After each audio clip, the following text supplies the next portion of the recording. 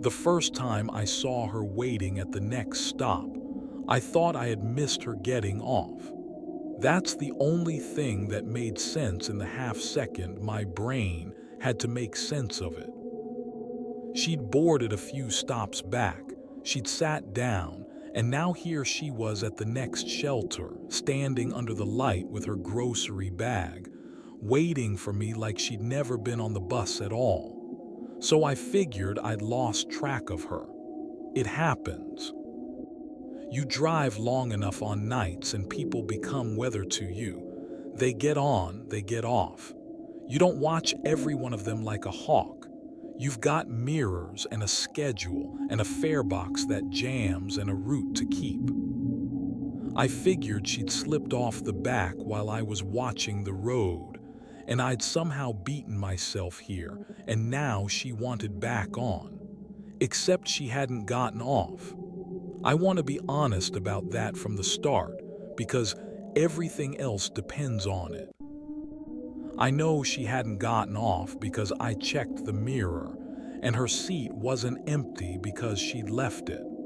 Her seat was empty because she was standing at the next stop, both at once almost. That's the part I can't fold flat no matter how many times I go over it. But I'm getting ahead. Let me tell you how the night actually goes, because if you don't understand the ordinariness of it, none of the rest will land the way it landed on me. I drive the last runs, have for years. Not the busy routes, not the downtown loops with the drunks and the students and the fights over the priority seats. Those go to the younger guys, or the ones who like a little chaos to keep them awake. I drive the long, thin routes out through the parts of the city that empty after 10. The route I'm talking about is one of those. It runs from the transfer station out along the old industrial road, past the shuttered plants and the self-storage places and the 2-hour motels. Out to the far edge where the streetlights get further apart, and then it hooks back through a couple of tired residential blocks and comes home to the depot. 45 minutes end to end when there's no traffic, and after midnight there's never traffic. Some nights I do the whole run and don't pick up a soul. That's not a complaint. I like it mostly. There's a piece to an empty bus at 1 in the morning that I've never found anywhere else. Just me and the engine hum and the fluorescence and the wet road unrolling in the headlights. You learn the route so deep it drives itself. You know where the potholes are without looking. You know which shelters have working lights and which ones are just a bench in the dark. You know the regulars, the night shift nurse who gets off at the hospital spur, the old man who rides 3 stops to nowhere and back because he can't sleep, the kid with the headphones who works the overnight stock at the big box store. You know them by their stop and their coat and the way they stand, long before you know their faces. The shift starts at the depot, and the depot at that hour is its own small country. You pull your bus from the line, you do your walk around, you check the lights and the tires and the wheelchair ramp, because if you don't and something's wrong, it's your name on the sheet. You log in at the farebox, you punch your run number, you set your destination sign, and you take a paper cup of coffee that's been sitting on the burner since the evening crew, because the machine's the machine and complaining about it is a hobby, not a solution. Then you roll out into the dark with a schedule taped to the dash that you stopped needing to read years ago. The last run is the one where the pressure's off in one way and on in another. There's nobody to make transfers for, No connections riding on your timing, but there's also nobody behind you. You're the sweep. If somebody's out there waiting for the last bus, there is no next bus. You are the last thing on the road that will stop for them. You carry that without thinking about it most nights. It's just part of the weight of the seat, and you learn not to scare easy. That's important. People think a bus driver on nights must be nervous all the time, out there alone with whoever the dark brings you. It's the opposite. You see everything. You see people at their strangest hour talking to themselves, crying, laughing at nothing, dressed wrong for the weather, dressed wrong for the century. You get the ones who ride all night just to be somewhere warm and lit. You get the man who wants to tell you his whole life between two stops, and the woman who won't say a word and won't meet your eye and gets off 2 blocks from where she got on. You stop being surprised by people. A strange passenger is just Tuesday. So when I tell you what happened, understand it's not coming from a man who jumps at shadows. I've had a lot of shadows on that bus. They never bothered me. The night it started was an ordinary night. Light rain earlier, the kind that stops but leaves everything shining, so the whole route was black glass and orange reflections. Farebox had been acting up all shift. It kept rejecting bills, spitting them back out damp and curled, and I'd been waving people through when it did, because you don't fight the farebox at 1 a.m. over $2. I'd radioed it in. Dispatch said they'd note it. They always say they'll note it. I pulled out of the transfer station on the last run, right on schedule, empty. The transfer station at that hour is a big concrete shell. Most of the lights off to save money. 1 or 2 other buses idling in their bays with drivers slumped behind the wheel waiting out their layover. I gave one of them a lift of 2 fingers off the wheel, the little nothing wave you trade with the other lifers, and he gave it back without lifting his head. I checked my mirrors, pulled the door shut, and rolled out onto the industrial road. First stop is about 6 minutes out. It's a nothing stop, a shelter in front of a fenced lot that used to be a lumber yard. Nobody ever waits there. That night, somebody did. She was standing under the shelter light with her hands folded in front of her, one of them holding a plastic grocery bag, the white kind with the handles tied. Middle-aged, maybe older, hard to tell. A plain dark coat buttoned up, flat shoes, gray hair pulled back. Nothing about her you'd look at twice on a daytime street. She wasn't waving, wasn't checking a phone, wasn't doing any of the small, restless things people do while they wait. She was just standing, very still, facing the road, like she'd been standing there a long time and had gotten good at it. I pulled in. The doors opened with that long sigh they make. The light from inside the bus fell out onto the wet pavement, and she stepped up into it, and I got the closer look you get when someone comes aboard. The coat was an old one, good wool gone soft with years, the buttons not quite matching. The way a coat gets when it's been mended. The grocery bag had something square and dark in the bottom of it, a box of something. I didn't look. She smelled faintly of rain and cold air, the way anyone does coming in off a wet night. Ordinary. That's the word I keep landing on. She was so ordinary that noticing her felt like an intrusion.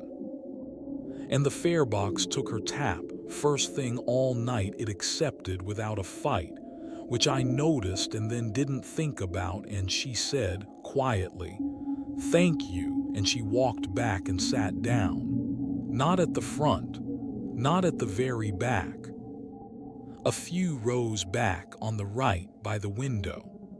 I watched her settle in the mirror, the grocery bag on her lap, her hands folded over it. And then I closed the doors and pulled out and forgot about her, the way you forget about a quiet passenger. We rolled on. Next stop, nothing. The stop after that, nothing. The industrial road at that hour is the loneliest stretch of the whole run. A long straight corridor of chain link and dead frontage. The shuttered plants sitting back behind their gates with one security light each. The self-storage rows. A motel with half its sign burned out. I was maybe 4-5 minutes down the road, coming up on the stop by the self-storage place, and I eased off the gas the way you do coming into a stop, out of habit, even when it looks empty. And it wasn't empty. There was a woman standing under the shelter light, dark coat buttoned up, gray hair pulled back, a white plastic grocery bag hanging from one folded hand, standing very still facing the road, the same woman. My first thought, honest to God, was the mundane one I told you. I missed her getting off. She rang the bell, she got off at the last stop. I didn't clock it, and now she wants back on. No. That's nonsense, and I knew it was nonsense even as I thought it, because you can't get off at a stop and then be waiting at the next stop up the line. The bus goes forward. She'd have to have gotten off and then run flat out along a dark industrial road, faster than the bus, and beaten me here, and be standing there not even out of breath, hands folded, calm as still water. I looked in the interior mirror. Her seat was empty. I want to be careful here, because this is the exact moment where I could tell you I felt a cold hand on my heart or some such, and it wouldn't be true. What I felt was confusion. Plain, irritating confusion. The feeling of a puzzle with a piece that won't fit. I actually leaned to check the mirror again, tilted my head, because the angle can fool you. A passenger low in a seat can vanish from the reflection if you're sitting wrong. But no. The seat was empty. The whole bus was empty. And there she was at the curb. I pulled in. I don't know why I pulled in. Habit mostly. You see someone at a stop, you stop. It's the deepest reflex the job puts in you. The doors opened. And she stepped up, same coat, same bag, and the farebox took her tap without a fight, and she said quietly, "Thank you," and she walked back and sat down. A few rows back, on the right, by the window, the grocery bag on her lap. Her hands folded over it, exactly the same. I sat there a second with the doors open and the rain shine road ahead of me, and I tried to make it make sense. 2 women. That was the first explanation I reached for, and it's a good one. It's the reasonable one. 2 women who happen to dress the same, happen to be the same build, happen to be out on the same dead road at the same dead hour, and I'm tired. And one shelter looks like another, and I mix them up. Sisters, maybe. It happens. People underestimate how many people look alike when you only see them for 3 seconds under a bad light. So I decided that's what it was. 2 women. And I closed the doors and drove on, and I made a point this time of watching her in the mirror, watching her stay put. Because if she was still sitting there when I passed the next empty stop, Then it was two women, and I could stop feeling like the road had tilted under me. Next stop came up, and there was a woman standing under the light. Dark coat, grocery bag, gray hair, hands folded. And in the mirror at the same time, I was watching. I swear to you, I was watching. The seat a few rows back was empty. You can only tell yourself two women so many times before the arithmetic breaks. Because now it would have to be three. Three identical women, spaced out along a route where nobody rides, each one waiting alone in the dark for the last bus, each one stepping up and thanking me, and sitting a few rows back on the right by the window with a grocery bag on her lap. And each time I looked back a minute later, the seat empty, three of them. Then, a few minutes on, four, then five. I stopped counting how many stops. That's the truth. Somewhere in there, I stopped keeping the tally because the tally was the thing making it real. Let me give you the other explanations, because I went through all of them, one after another, the way you check your pockets for keys you know aren't there. Maybe she was getting off through the rear doors. Some buses you can, at certain stops, and a passenger who knew the route could slip out the back while I was busy up front. But my rear doors on that bus were interlocked. They don't open unless I release them, and I wasn't releasing them. And even if she'd somehow got out, she still couldn't be at the next stop ahead of the bus. The geography doesn't allow it. There's no shortcut on the industrial road. It's a straight run between chain link and dark. No alleys she could cut through, no cross streets she could catch a ride on, no other buses minus the last one. That's the whole point of the last run. No taxis out there. Nothing. Just the one road going one way and me on it, and her, somehow, always at the far end of it before me. Maybe I misremembered. Maybe the first woman got off and each new one was genuinely new, and my tired brain was stitching them into one. I actually gripped that one hard for a while because it let me off the hook. Fatigue does strange things. You get micro sleeps on the long runs. Everybody does and nobody admits it. Little half-second drops where the road jumps forward and you don't remember the last 100 yards. Maybe I was stitching a dream into the drive. But you don't micro-sleep with your eyes open and your hands steady on a wheel through 5 stops in a row. And you don't dream the exact same 3 seconds 5 times with a farebox chirp in the middle of each one. Maybe I'd lost track of the schedule and doubled back. Drivers deadhead sometimes run a stretch twice.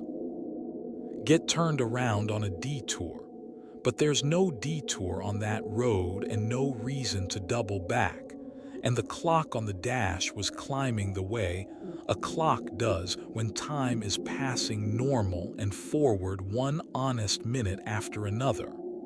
The schedule wasn't confused. I was. Maybe it was the glass. That one had legs for a minute. A night bus is a hall of mirrors you don't think about. The windshield throws the whole lit interior back at you, ghosted over the dark road. The side windows double everything. The interior mirror, the rear view, the convex mirror by the front door. You're surrounded by reflections of reflections.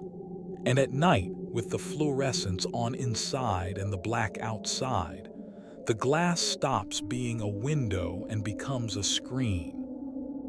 I've seen my own passengers doubled and tripled in the glass 1,000 times. So maybe, I thought, I was seeing her reflection thrown out ahead of me somehow. Some trick of the wet road and the shelter lights and the angle. But reflections don't tap a farebox. Reflections don't say thank you in a soft, flat voice and settle into a seat and put a grocery bag on their lap. She was on the bus. Then she was ahead of the bus. Both. Every time. I picked up the radio. Dispatch on nights is one tired person in a room somewhere, watching a board, drinking the worst coffee in the city, handling a dozen buses and 100 small problems. I keyed the mic and I said my run number and I said, I've got a strange one out here. Passenger keeps appearing at stops ahead of the bus. Same passenger. Can't explain it. Static. Then, after a long beat, the dispatcher's voice, bored and gravel tired. Say again your issue. I said it again. I heard how it sounded coming out of my own mouth and I tried to make it flatter, more like a problem and less like a nightmare. Same passenger, boarding at multiple stops. It's not the timing's not possible. Another long pause, radio static breathing in and out. I could hear him doing something on the other end, a keyboard, a chair creaking, the ordinary sounds of a man who was going to write down farebox, no matter what I said. Then, you got a farebox issue or a passenger issue. Passenger, I said. It's a passenger issue. She giving you trouble, you want me to call it in. And that stopped me. Because what was I going to say? She wasn't giving me trouble. She said thank you. She sat quietly. She hadn't done one single thing you could write on a report. The only thing she'd done was be in two places. And there's no code for that, no line on any form. No words that come out of your mouth without sounding like the words of a man who shouldn't be behind the wheel. No, I said. No trouble. Just keep me on the board, I'll finish the run. Copy, said dispatch. You want me to have somebody meet you at the depot? No, I said, too fast. No, I'll bring it in. Copy that, note your farebox when you're back. And the static swallowed him and I was alone again. That's the thing I want you to understand about the radio. It wasn't broken. There was no eerie silence, no voice that shouldn't be there. It worked fine. It was just that the thing happening to me couldn't fit through it. The radio was a door too small for the problem, and that made it worse, somehow, than if it had gone dead. A dead radio is a horror movie. A working radio that can't help you is just Tuesday, and Tuesday was killing me. I kept driving because that's what you do. You finish the run. The run doesn't care how you feel. And this is the part I have the hardest time explaining to people who have never done the job. I kept stopping for her, at least at first. Because stopping is not a decision you make. It's a thing your body does before your mind gets a vote. 15 years of pulling in for anyone at a shelter, with their hand not even raised. You don't switch that off because the arithmetic scares you. You see a person at a stop, in the dark, in the cold, and you stop. Because the alternative, driving past a human being standing alone at a bus shelter at 1 a.m, feels like a small crime. It feels like the kind of thing that would make you a worse man for having done it. Even her. Even after I knew. My foot came off the gas at every shelter like it was tied to the lights. But somewhere in there, the stopping started to feel worse than the driving. That's the pressure that built through the middle of that night, and it built slow. Every time I pulled in and the doors opened and she stepped up and said thank you, something in the back of my neck got colder because I was inviting her in. I was the one opening the door. She never forced anything. She never so much as touched the cord. I was doing it to myself, one reflex at a time, the whole trained decency of the job turning into the exact mechanism of the thing. The city started to feel off around the same time, though it came on so gradual I can't tell you the moment it started. It was never anything I could point at and say, that's wrong. It was more like the route stretched. The gaps between stops that I could drive with my eyes shut, that I knew down to the second, they ran long. I'd come off one stop, and the next would take too many minutes to arrive. The dark chain link sliding by, and sliding by like the road had grown extra in the middle. And then a transfer point I knew was 15 minutes out would show up in 5, its lights blazing, when it should still have been dark ahead. The self-storage place came around twice. I'd swear to it. Except the second time the sign was turned the wrong way, and I told myself I was confused. Shelters that I know are dead, no power, no bulb. Nothing but a bench in a field of weeds were lit. Every shelter was lit now. Every one of them a little pool of white light in all that black. And I understood without wanting to, that they were lit because she needed somewhere to stand. There's a bend on that road, the only real bend in the whole industrial stretch, where you come around and the whole corridor opens up ahead of you in a long straight line.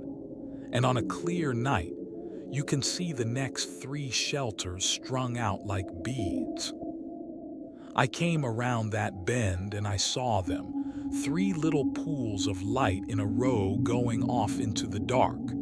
And there was a figure standing in the first one, and in the second one, and in the third.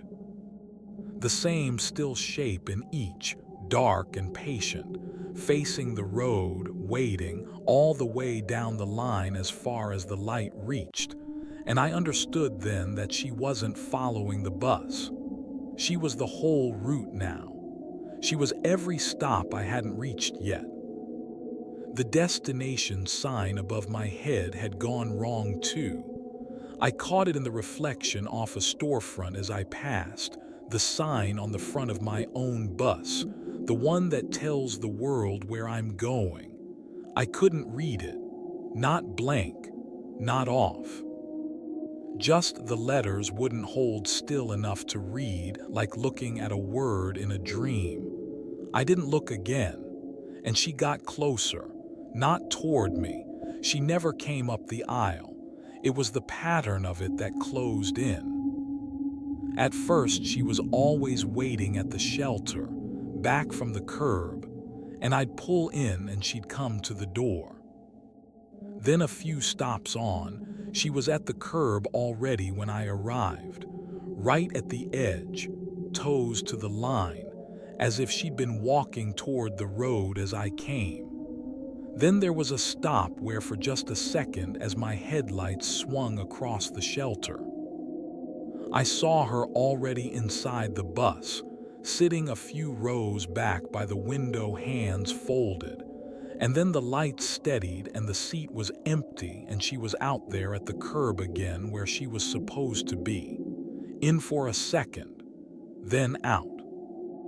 Like the bus and the shelter were 2 frames of the same picture and she was sliding between them. The mirrors were the worst of it, and I'll tell you about the mirrors, but I want to be plain that it was never a big dramatic thing. It was small. It was the smallness that got in under my ribs.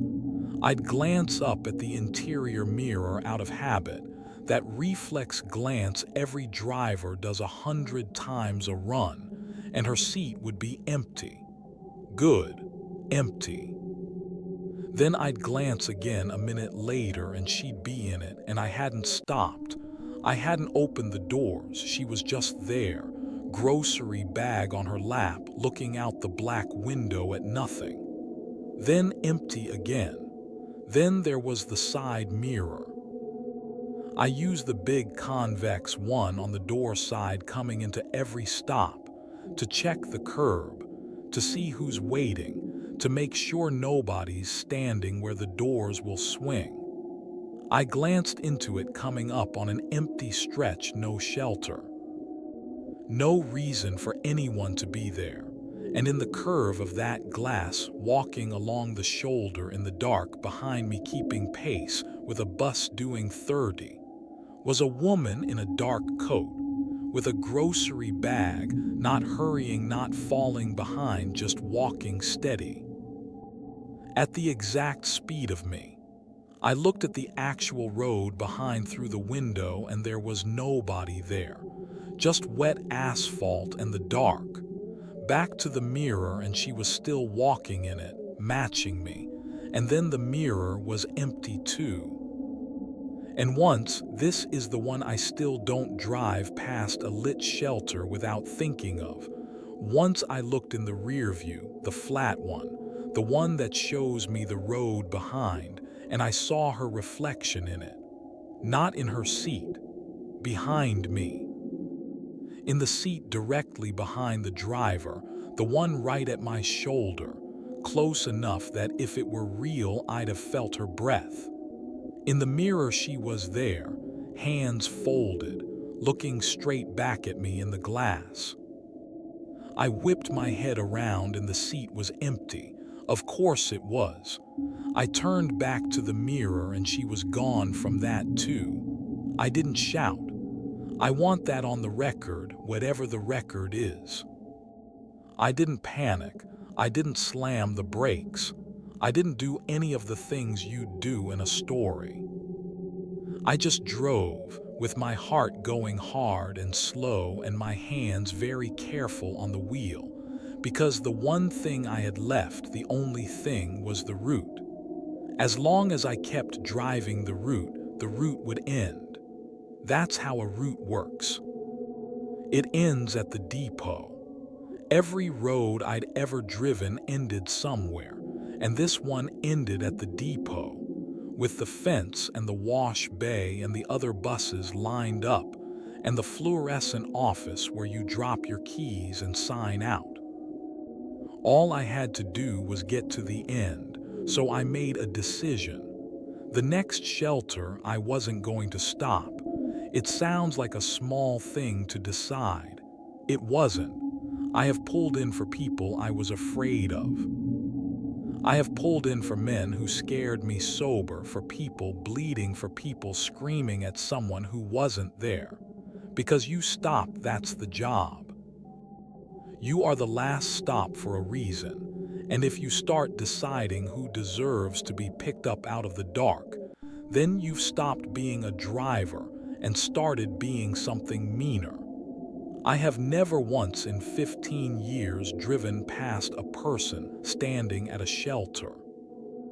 Not once. What I was about to do went against the deepest thing the work had put in me, deeper than fear. And the woman I was going to leave in the dark had done nothing but say thank you and sit quietly and hold a bag of groceries. That's what made it so hard. She never gave me a reason.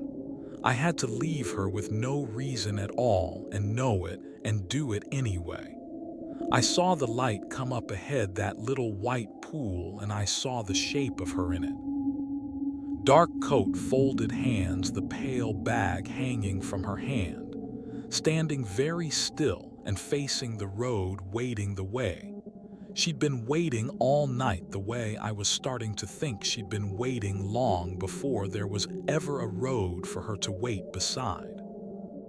And I took my foot off the gas, reflex, that damned reflex, and then I put it back on. I put it back on the gas and I looked straight ahead through the windshield at the dark road and I drove past her. I did it. After all of it, I did the small crime.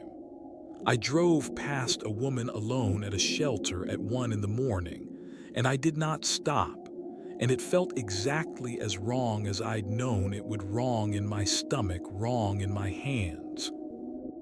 A lifetime of the job screaming at me that you don't do that, you never do that. And I did it anyway because everything in me knew that stopping was the worst thing now. I watched the shelter slide past in the side window. I watched her not turn her head. She just kept facing the road, facing the space where the door should have opened, as the bus went by and left her behind in her little pool of light. I looked in the mirror. The shelter was empty. The light was on, the bench was there. The road ran back into the dark behind me, and there was no one under the light. She wasn't there. I'd passed her and she was gone, and for 1 second, one whole clean second, I felt something come loose in my chest that might have been relief. I'd broken it. I'd finally done the one thing I hadn't tried, the thing that went against everything the job had made me. And it had worked, and the road ahead was empty, and the depot was somewhere out there at the end of it, and I was going to get there. Then the bell rang, the stop request bell, that soft two-tone chime that means a passenger has pulled the cord, the most ordinary sound on any bus in the world, the sound I'd heard 10,000 times, the sound that just means somebody wants off at the next stop. It rang inside my empty bus, and I looked up into the interior mirror slow because I already knew the way you know the bottom step isn't there in the dark before your foot finds the air. She was sitting behind me, the seat right at my shoulder, dark coat, gray hair pulled back, the white grocery bag on her lap, her hands folded over it, and one hand had come up just enough, 2 fingers resting on the yellow cord that runs along the window. She was looking at me in the mirror, not angry, not anything. Just looking with the patience of someone who has all the time there is, someone who was never in a hurry because she already knew how it ended. She'd rung the bell. She wanted the next stop. I didn't turn around. I don't know why.